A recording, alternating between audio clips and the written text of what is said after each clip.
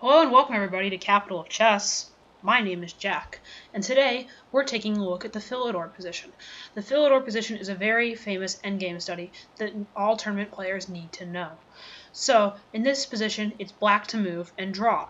If you'd like to try and find the solution, you should pause the video now. Okay, assuming that you've paused the video, the drawing move is rook g6, and what this move does is that it creates a barrier along the 6th rank that white's king will never be able to cross. So, white can throw in a few checks like this. So he can swing his rook over to the other side of the board, it doesn't make a difference. All black has to do until white pushes e6 is wait along the 6th rank. So eventually, white will have to advance the to e6. But now, black has the move rook to h1. And now he's preparing to check along the files in the center. And since there's so much distance, white's king will never be able to do anything about it without losing this pawn.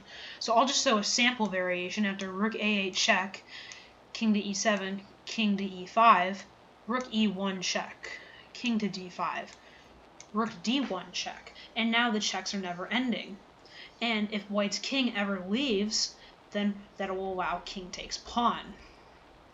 So he's stuck going back between these squares, and will eventually just have to agree to a draw. Okay, so that's what happens if black has the move. But if white has the move, it's a very different story. In this position before you, it's white to move. White will play the best move, rook to h6, and with this move he set up the barrier, and now black's rook is never going to be able to come up.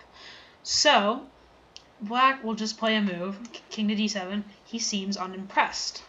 What's white doing? Well, now he's going to swing over, and he's got the immediate threat of making the skewer. So black is forced to play the move rook to g1. That error right there was a mistake, sorry.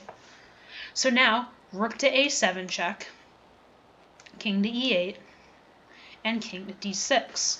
And now, black is forced to make a decision. He's got to play the right defensive move or he's going to lose. If you'd like to pause the video, please do so now and try and find the best move for black. Assuming that you've done so, the best move for black is rook to e1. And what this move does is that it makes it very hard for white to ever push e6. So, rook to a8 check, king to f7. This shows how strong this move really is. Now black's king and rook are perfectly coordinated to stop this e6 move. So now, white is going to repeat the moves and make it a different position for black.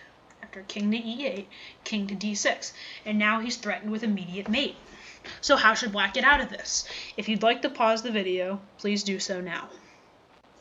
Assuming that you've paused, the correct move is king to f8. With this move, black places his king on the short side of the pawn, so that the long side of the board, which is this side because there's 4 files in compared to 3, where his king will not interfere with lateral checks. Now rook to a8 check, king to g7, now king to d6, clearing the way for this e6 move, and the king comes back to f7. Again, we have the same position. So now, white tries something else. He's going to go back through these moves, king to f8, and now rook a8 check, king g7, and now rook to e8. Now he's trying to place his rook on the E file. But what he's done in effect is he's left the A file open, which will be seized by black's rook right away.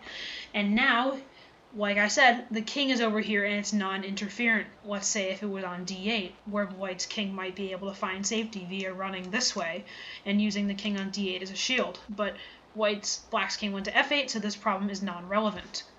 So after rook to D8, white sets a final trap for his opponent. He's trying to get black to play rook a6 and trade on d6, but black does not have to be so compliant and can come back to e1, and no matter what white tries in this position, it will be a draw. Thank you for watching this episode, and please subscribe, leave a comment, and like the video. If you leave a comment asking a question about the video, I will most certainly answer it. And thank you for watching, and I'll see you later.